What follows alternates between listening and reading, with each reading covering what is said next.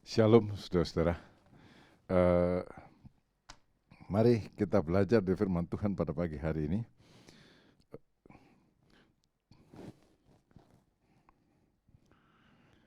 Kita buka hati supaya Roh Kudus sendiri bekerja di dalam kehidupan kita. Firman Tuhan pada pagi hari ini berjudul Pujian dan Doa, Mengubah Hati. Ayat-ayatnya terdapat dalam 1 Tesalonika pasal 17 sampai ayat 22, tapi nanti kita baca. Ya, pujian dan doa mengubah hati. Di sini ada satu kata hati yang menjadi sasaran perubahan. Hati. Apa tuh hati? Saudara, kalau secara organ tubuh, hati itu tidak kelihatan. Dicari di mana aja nggak kelihatan. Sama juga dengan jiwa. Ya, tapi secara nyata ada hati itu. Dalam bahasa Indonesia akan bilang, orang itu hatinya baik, hatinya jahat. Ya, itu sudah merupakan ungkapan sehari-hari. Jantung hati, hati nurani. Hati itu merupakan satu perwujudan dari karakter, emosi, kepribadian dari seseorang. Dan itu juga emosi, karakter, kepribadian itu juga kemudian diwujudkan dalam kehidupan sehari-hari dalam bentuk tingkah laku dan perbuatan. Saudara, saya punya hati, saudara punya hati. Ya, hati kita bagaimana? Ada orang yang bilang, oh baik, itu hati orang yang baik hati. Ya, orang itu sih hatinya jahat, memang aten-aten ini jahat gitu. Tapi bagaimana di pandangan Tuhan? Di dalam Yeremia pasal 17 ayat yang ke-9 dan 10 dikatakan bahwa manusia itu secara umum menyeluruh, tidak ada terkecuali, hatinya jahat. Yeremia pasal 17 ayat 9 dan 10 berbunyi demikian. Betapa liciknya hati, lebih licik daripada segala sesuatu. Hatinya sudah membatu. Siapakah yang dapat mengetahuinya? Aku, Tuhan yang menyelidiki hati, yang menguji batin, untuk memberi balasan kepada setiap orang setimpal dengan tingkah langkahnya, setimpal dengan hasil perbuatannya. Jadi sekali lagi di sini ditegaskan bahwa hati manusia itu diwujudkan dalam tingkah langkah dan perbuatan. Ya, dan jahat dikatakan di sini bukan cuma jahat, licik. Licik itu jahat tapi disembunyikan, kelihatannya baik tapi di dalamnya tersembunyi jerat yang bisa menghancurkan orang lain. Licik. Siapa yang dapat mengetahuinya? Kadang-kadang, saudara-saudara, saya itu kadang-kadang mikir, hati saya itu sebetulnya gimana? Bingung juga kadang-kadang. Ya, saya sendiri bisa jadi bingung, atau mungkin karena saya bodoh kali ya. Jadi kadang-kadang kita bingung, mikirkan hati saya itu sebetulnya gimana sih ya gitu. Nah, tapi ada satu yang tahu, Tuhan. Tuhan itu menyelidik hati, ya, dan dalam terang mata Tuhan tidak ada yang bisa disembunyikan di dalam hati. Ya, tidak ada yang bisa disembunyikan dalam hati. Lalu untuk apa? Untuk memberi balasan kepada setiap orang dengan adil sesuai dengan tingkah langkahnya. Tapi sebelum Tuhan memberi balasan kepada setiap orang, Tuhan menunjukkan anugerahnya kepada semua orang yang mau. Ya, tidak sekedar Tuhan bilang, aku akan membalas. Tidak, tapi Tuhan mulai dengan anugerah. Tuhan mulai dengan anugerah, dikatakan, aku akan memberikan mereka hati yang lain dan roh yang baru. Tuhan memberikan hati yang baru. Tuhan bilang, hatimu John, hati yang lama itu tidak bisa diperbaiki lagi lah. Sebelum aku bertindak memberikan balasan terhadap kejahatan hatimu, aku mau berikan kepada kamu hati yang baru. Aku mau berikan kepada kamu hati yang baru, buang yang lama, ganti dengan yang baru. Bagaimana caranya? Terima Tuhan Yesus, percaya pada Tuhan Yesus. Maka hati yang lama bisa kita buang dan ganti dengan hati yang baru. Hati yang Tuhan karuniakan kepada kita. Ya.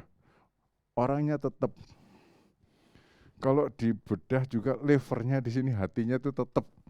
Ya, karena bahasa Indonesia bilang hati itu lever ini, kalau orang barat bilang heart, jantung. Ya, maka orang Indonesia kemudian lebih hebat lagi, jantung hati katanya gitu. Ya. Lebih hebat orang Indonesia sih, sempurna. Saudara-saudara, tapi Tuhan bilang gini, aku akan berikan kepada kamu hati yang baru. Ini bukan maksudnya yang sirosis hatinya jadi baru lagi gitu ya. Yang kena CA liver hatinya jadi baru lagi, bukan. Karakter yang baru, tabiat yang baru, roh yang baru. Lalu di dalam Tuhan Yesus kita bisa berjalan dengan cara tingkah langkah, pemikiran, dan perbuatan yang baru. Saudara, ya kalau tadi judulnya adalah pujian dan doa mengubah hati. Hati yang mana kita perlu ubah? Saudara, hati yang baru ini perlu kita pelihara atau kita ubah. Masalahnya gini, semua yang ada di sini nih pernah baru. Ya, pernah baru. Tapi sekarang sudah nggak bisa dibilang baru lagi. Ya, sekarang sudah menjadi lama. Ya. Tapi bisa dijaga kebaruannya dengan perawatan yang baik. Dengan perawatan yang baik, kebaruannya, fungsinya yang baru, seperti yang baru bisa dia terpelihara. Itu maksudnya. Jadi hati yang baru ini, kalau dibiarkan begitu saja, jalan saja begitu di dalam dunia yang penuh dengan dosa, yang penuh dengan pengaruh buruk ini, maka hati ini akan terkontaminasi, terinfeksi dengan virus yang ada di dunia ini, yang lebih ganas dari COVID. Ya, saudara-saudara, karena itu harus dijaga dengan baik. Atau dengan istilah khotbah pada pagi hari ini, diubah. Hari demi hari diubah, supaya tetap baru. Kita nyanyi tentang kasih setia Tuhan selalu baru setiap hari. Tapi bagaimana hatiku? Bagaimana hatimu? Apakah selalu baru setiap hari disucikan di dalam darah Tuhan Yesus? Atau hati yang baru, bertobat dulu 10 tahun yang lalu, sekarang sudah 10 tahun, kembali menjadi hati yang lama. Dirusakkan oleh dosa, dirusakkan oleh kedagingan. Ya. Karena itu kita tetap diminta pertanggungan jawab terhadap hati yang baru ini. Ya. Nah otomatis ujuk-ujuk terima Tuhan Yesus, hatinya baru, wis pokoknya kapan saja mati masuk sorga gitu. Kalau hati yang baru ini dibiarkan ternoda dengan dosa dan lama-lama menjadi seperti yang lama juga. Disitulah Tuhan bilang, nah aku akan menuntut. Aku akan menuntut. Ya, tadi dalam Yeremia pasal yang ke-9 dikatakan, memberi balasan kepada setiap orang setimpal dengan tingkah langkahnya. Jadi bagaimana kita bisa menjaga hati kita tetap baru? Merubah hati kita. Ada nasihat-nasihat praktis di dalam 1 Tesalonika pasal 5 ayat 17 sampai ayat yang ke-22.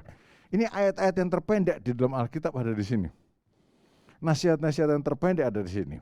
Yang pertama yaitu dengan berdoa.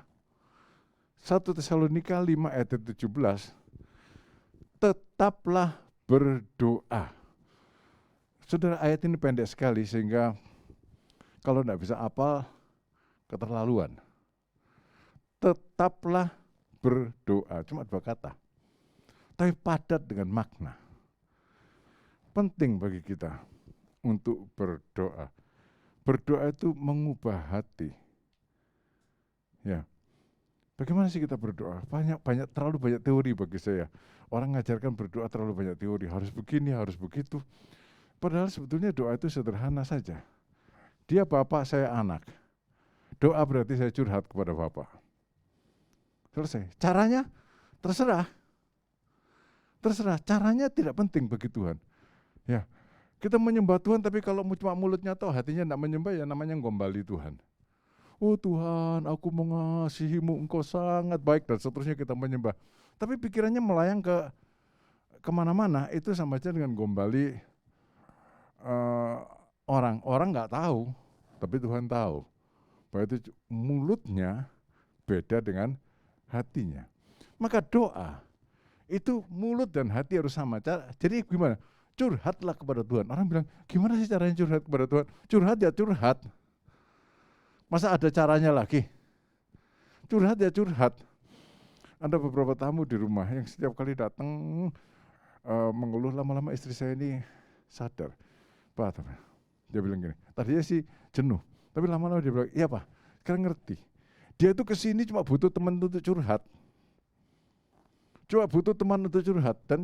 Dan terakhir dia biarkan tamu itu curhat sampai habis, sudah itu berdoa, selesai.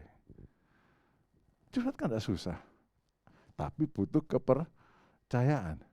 Kalau kita tidak percaya kepada seseorang, bagaimana kita bisa curhat kepada dia? Kalau saudara tidak mempunyai iman yang benar kepada Tuhan, bagaimana kita bisa curhat kepada Tuhan? Ada banyak hal yang kita sembunyikan terhadap orang yang tidak kita percayai. Ya, tapi kalau orang itu kita percaya, kita buka. Tuhan pantas dipercaya. Kalau sama Tuhan aja nggak percaya, mau percaya sama siapa? Coba. Ya, saudara, curhat pada Tuhan seperti saya ingat Hana, saya kasih nama anak saya Hana karena bukan artinya, saya nggak tahu artinya waktu itu. Cuma saya ingat ada 2 Hana di Alkitab, itu ada orang-orang yang berdoa. Berdoa, di Alkitab disebut ada 2 Hana, dua-duanya adalah pendoa-pendoa yang gigih. Lalu Hana pertama, dia doa lama sekali, kemat-kemit mulutnya, ditegur oleh Imam Eli. Hus, kamu tuh siang-siang gini mabok di bait Allah, kan enggak pantas. Ini pendetanya ngomong gitu. Terus Hana jawab, saya bukan perempuan dursila. Saya ini curhat kepada Tuhan. Karena hati saya sangat sesek. Karena saya syarat dengan masalah, saya curhat kepada Tuhan. Nah, orang kalau habis curhat, itu hatinya rasa plong. Apakah kalau sudah habis doa, rasa hatinya plong? Ya, kalau benar kita doa, hati saudara setelah doa itu rasanya plong. Rasanya plong, sudah isi hatinya sudah dilimpahkan semua kepada Tuhan. Dan tahu bahwa ada yang mendengarkan, ada yang memperhatikan. Orang yang curhat kepada Tuhan, dia sadar bahwa hatinya, bahwa dia tidak ditinggalkan sendiri. Bahwa dia tidak ditinggalkan sendiri. Sadar bahwa Tuhan mempunyai perhatian kepadanya. Ya kalau orang curhat kan dia paling senang itu bukan diselani kalau ngomong. Ngerti selani ya? Tapi didengar. Didengar. Dan Tuhan adalah pendengar yang baik. Dengan penuh perhatian. Yang kedua, berdoa itu membawa kekhawatiran kita kepada Tuhan. Tuhan Yesus memerintahkan jangan kamu khawatir, tapi siapa di dunia yang tidak khawatir? Ada saja kekhawatiran yang melanda kehidupan kita. Khawatir itu bukan masalah. Masalah itu adalah sesuatu yang sudah terjadi dalam kehidupan kita. Itu masalah. Ya. Sesuatu yang buruk yang terjadi dalam kehidupan kita, itu namanya masalah. Khawatir itu belum terjadi, masih angan-angan. Masih angan-angan. Aduh, nanti kalau saya ini, nanti kalau saya itu, ada orang yang gitu ya, yang dengar temannya mati karena kanker, datang ke rumah, dokter, saya mau periksa, teman saya mati karena kanker, nanti saya juga kena kanker, periksanya mesti apa ya? Ini kan khawatir, padahal dia sehat-sehat saja. Dia sehat-sehat saja tapi khawatir. Dan kekhawatiran itu seringkali tidak pernah terwujud. Apa yang kita khawatirkan itu seringkali tidak terjadi. Tidak terjadi. Jadi khawatir itu lebih luas cakupannya daripada masalah. Kalau masalah itu terjadi, khawatir itu besar, banyak kekhawatiran tapi tidak terjadi sebagian besar. Itu sebabnya Tuhan bilang jangan kamu khawatir. Nah, doa itu membawa kekhawatiran kita kepada Tuhan. Dalam Filipi pasal 4 ayat yang ke-6, ya jangan kamu khawatir dah, tapi bawalah segala sesuatu kepada Tuhan. Maka damai sejahtera Allah yang melampaui sekalian akal akan mengawali hati dan kehidupanmu. Orang yang khawatir tidak damai, orang yang khawatir tidak sejahtera, orang yang khawatir tidak bisa tidur. Ya, orang yang khawatir tidak enak makan. Kalau khawatir, sangat khawatir, tidak enak makan. Tapi berdoa, itu melepaskan kita dari kekhawatiran. Kalau prinsip yang pertama doa adalah curhat kepada Tuhan itu dilakukan. Ya, khawatir, bawa kepada Tuhan. Serahkanlah kekhawatiranmu kepada Tuhan, kata Petrus. Bukan serahkan masalahmu, serahkan khawatirmu kepada Tuhan. Sebab Ia yang memelihara kamu. Khawatir itu takut pemelihara di masa yang akan datang. Ya, aduh papa saya kena diabetes, mama saya juga diabetes. Umur 20, 30, nanti kayak saya diabetes juga. Itu kan khawatir. Memang kemungkinan ada, tapi kemungkinan tidak juga ada. Kenapa enggak mikir yang kemungkinan tidak? Khawatir itu memikirkan hal-hal yang buruk. Ya, ada baiknya juga orang jadi berhati-hati. Tapi saudara-saudara, curhat kepada Tuhan, bawa kekhawatiran kepada Dia. Hati ini bisa bersindak rusuh. Ya, yang bikin hati kita rusuh itu bukan cuma masalah, khawatir. Kalau masalah jelas-jelas sudah kita hadapi, badai, kita sudah tengah-tengah badai. Khawatir, tidak ada apa-apa, tapi gelisah, tidak ada apa-apa, tapi bingung, tidak ada apa-apa, tapi nggak enak makan, nggak enak tidur. Khawatir. Bawa kepada Tuhan. Hati jadi lebih tenang. Lalu yang ketiga, mohon kepada Tuhan. Apa saja, mintalah, maka akan diberikan kepadamu. Artinya, tidak pernah minta yang tidak dapat. Itu Yakobus bilang. Ya, kamu menginginkan sesuatu tapi kamu tidak mendapat. Kenapa? Karena kamu tidak minta. Ya. Atau kamu minta juga tapi kamu tetap tidak dapat. Soalnya kamu mintanya serakah. Mintanya serakah, mengikuti hawa nafsu saja mintanya. Tapi jelas, kalau nggak minta nggak dapat. Nah, dengan minta kita bisa tahu. Nah apa? Nanti Tuhan tolong. Hati ini terpelihara. Orang yang berdoa, hatinya diubah.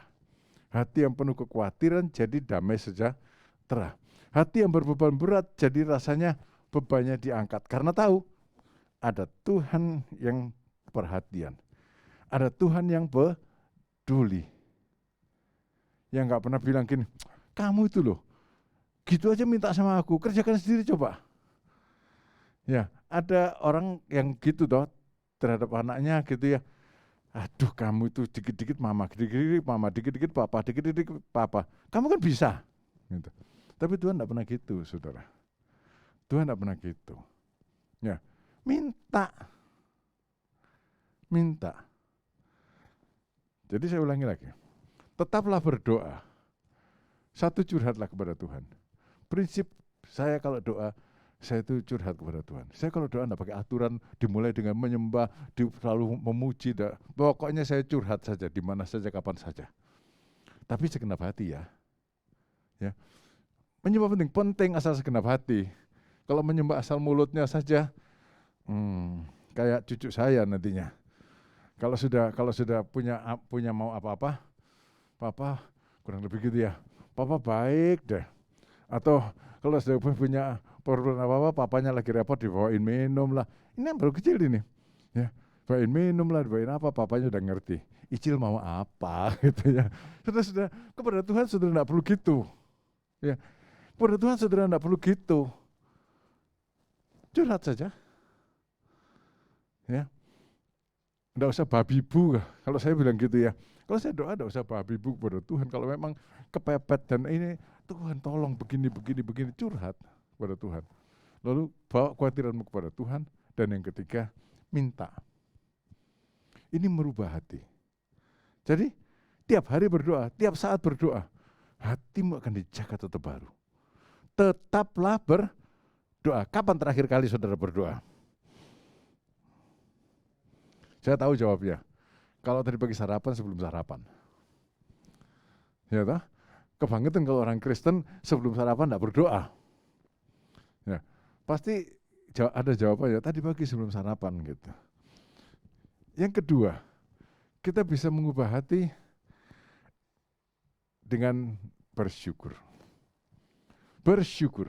Mengucap syukurlah dalam segala hal, sebab itulah yang dikehendaki Allah di dalam Kristus Yesus bagi kamu.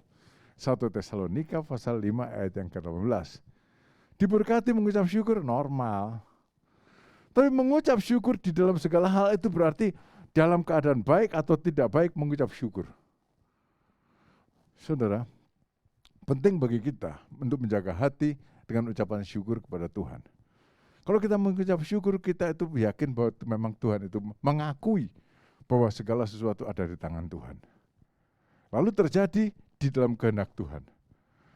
Mengucap syukur, saudara. Belajarlah berterima kasih kepada Tuhan dengan segenap hati.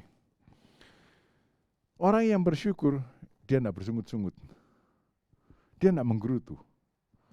Orang yang bersungut-sungut, orang yang menggerutu itu menyalahkan Tuhan. Ya, bersungut-sungut akan nasibnya, menggerutu akan nasibnya, itu menyalahkan Tuhan. Beda dengan orang berkeluh kesah. Ya, di dalam Roma pasal 8 ayat yang ke-26, 27, 28 katakan, berdoa dengan keluh kesah yang tak terkatakan. Ya, tapi tidak bersungut-sungut. Kenapa? Karena bebannya berat. Di dalam Mazmur pasal 5 juga di situ katakan pemazmur dia berkeluh kesah kepada Tuhan. Karena apa? Karena dia melihat dosa merajalela di sekelilingnya. Tapi tidak menggerutu, saudara. Tidak bersungut-sungut. Orang Israel dimarah sama Tuhan. Dihukum sama Tuhan. Kenapa? Karena bersungut-sungut. Karena menggerutu 10 kali selama 2 tahun 10 kali mereka menggerutu dan Tuhan marah. Bersungut-sungut. Bersungut-sungut gitu. Ini lagi. Apa enggak bosan tiap hari makan mana? Aduh, capek deh. Itu menggerutu. Saya sudah muak dengan ini semuanya. Itu menggerutu. Ya. Siapa yang mau disalahkan? Akhirnya menyalahkan Tuhan. Saudara-saudara, orang yang bersyukur tidak bersungut-sungut akan nasibnya, tidak menggerutu akan nasibnya. Dan yang kedua, kita bisa bersyukur di tengah situasi yang sulit. Apa yang kita syukuri? Ada satu teman dulu, kakinya patah. Dia bersyukur kepada Tuhan. Temannya papa saya, dia bersyukur kepada Tuhan. Tuhan, terima kasih kaki saya yang patah, bukan tangan saya. Katanya gitu. Nah, saudara-saudara, bukan gitu caranya bersyukur tuh. Ya, bukan gitu caranya bersyukur kan.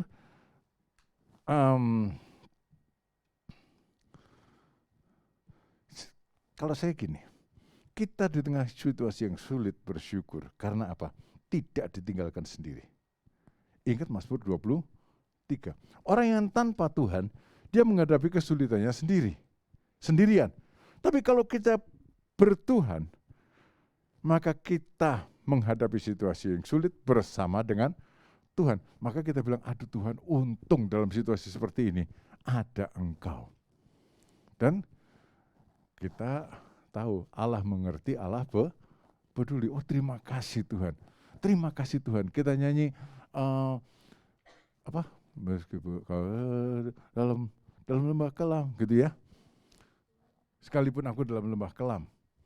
Kita tidak bersyukur di lembah kelamnya. Kita bersyukur karena ada Tuhan menyertai kita. Kalau dalam situasi sulit saudara mau bersyukur, ingat saja Mazmur 23. Bahwa kita tak ditinggalkan sendiri. Kalaupun dalam lembah kelam, ada Tuhan menyertai kita. Dalam Alkitab terjemahan lama sebetulnya lebih dahsyat. Gitu. Sekalipun aku berjalan di dalam lembah bayang-bayang maut gitu ya. Kalau di sini bilang lembah kekelaman dalam terjemahan yang baru. Artinya sama saja, cuma ungkapannya kalau saya orang lama jadi ungkapan dalam terjemahan lama itu kayaknya lebih mantap gitu. Sekalipun aku berjalan dalam lembah bayang-bayang maut, aku tidak takut bahaya sebab Engkau menyertai aku.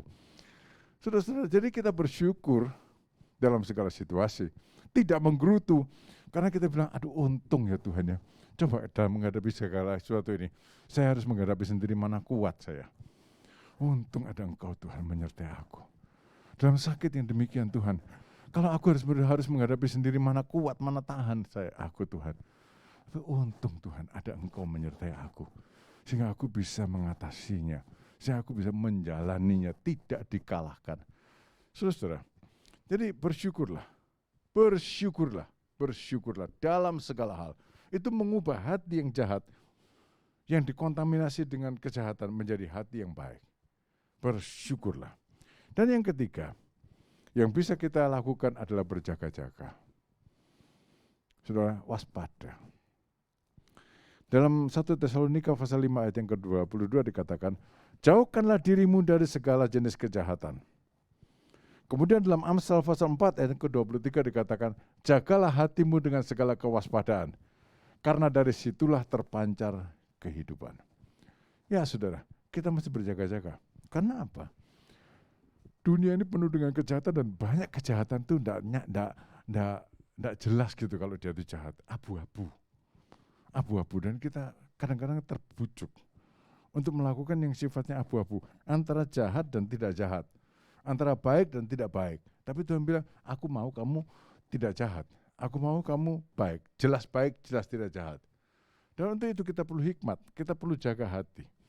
Ada banyak orang bekerja dan saya bilang, kalau menurut saya kerjaan itu sih jahat loh. Tapi waktu dikasih tahu, dia bilang, enggak, banyak orang Kristen juga melakukan pendeta ini, melakukan pendeta itu, melakukan, ya terserah kamu lah. Tapi saya sudah kasih tahu. Nah, saudara-saudara, perlu bagi kita untuk menjaga hati. Kalau kita terlibat dalam kejahatan dunia ini, maka hati kita kembali kepada hal yang lama. Untuk itu kita perlu berjaga-jaga, minta hikmat dari Tuhan, supaya kita bisa jaga hati kita dengan segala kewaspadaan.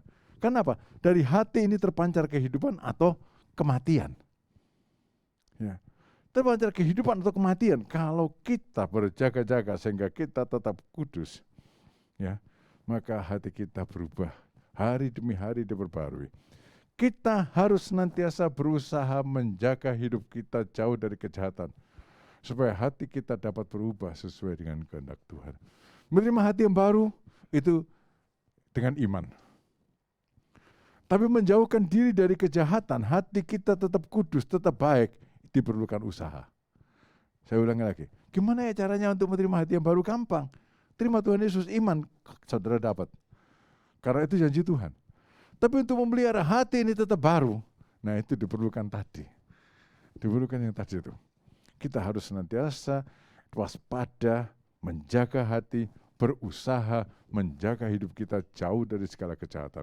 Meskipun hal yang menguntungkan, kalau kelihatannya mengandung potensi dosa, jangan dilakukan. Mungkin gitu. Kalau saya sih patokannya gitu. Ini menguntungkan, tapi ada potensi dosa. Nggak apa-apa. Nggak untung juga nggak apa-apa. Saudara-saudara, jaga hati. Ya. Maka hati kita akan menjadi selalu baru. Maksudnya diubah, diperbaharui dari hari ke hari. Diperbaharui dari hari ke hari. Tuhan memberkati saudara. Mari singer song leader.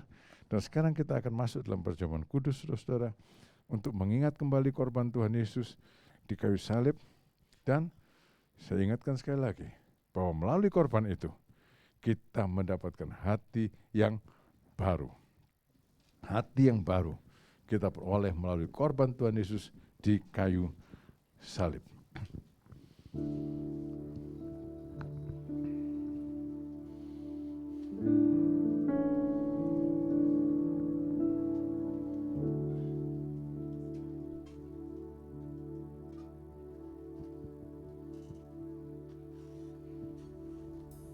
Mari kita berdoa.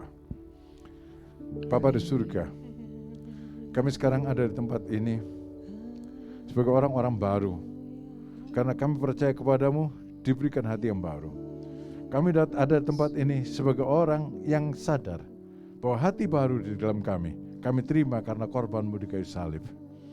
Karena kami percaya kepadamu, tapi juga kami sadar hari ini Tuhan, kami masuk dalam perjamuan kudus untuk mengingat korbanmu ini, yang membuat kami menjadi baru, supaya kami tidak mengabaikan semua yang Tuhan karuniakan kepada kami, tapi menjaganya dengan baik, berubah dari hari demi hari.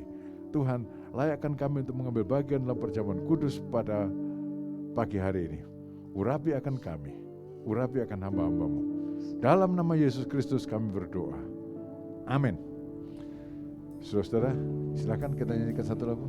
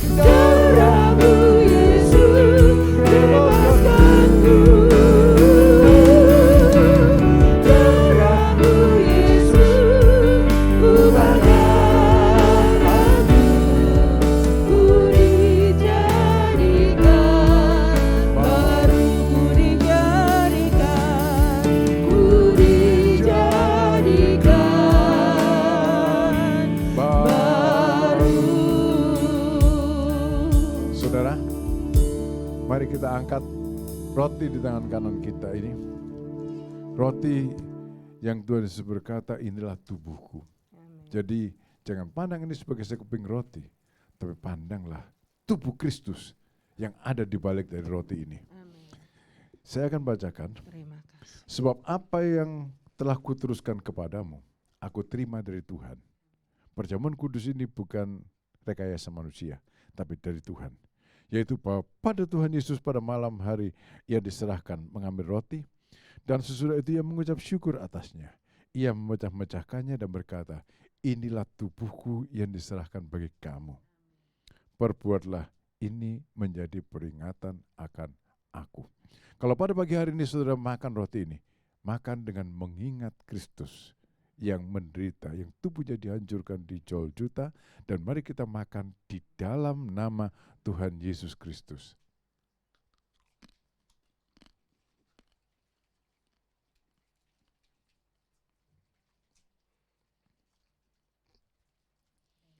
Terima kasih Tuhan. Terima kasih.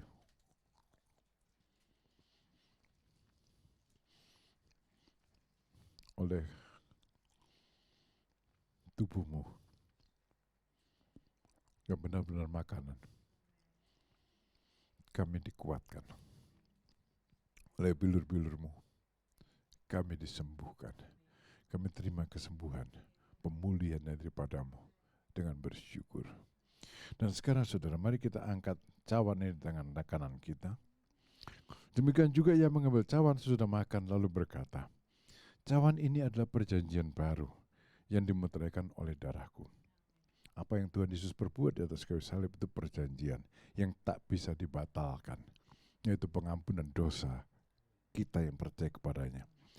Perbuatlah ini setiap kali kamu minumnya, menjadi peringatan akan aku.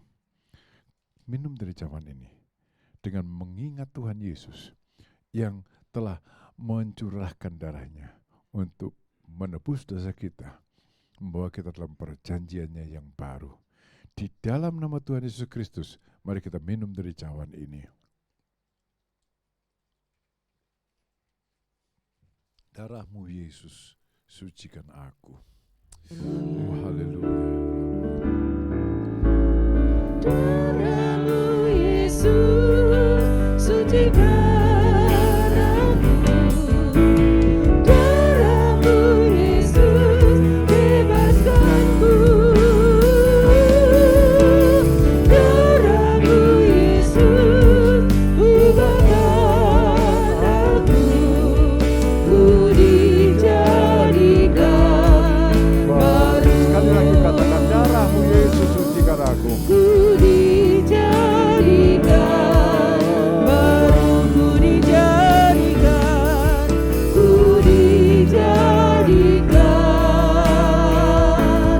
baru.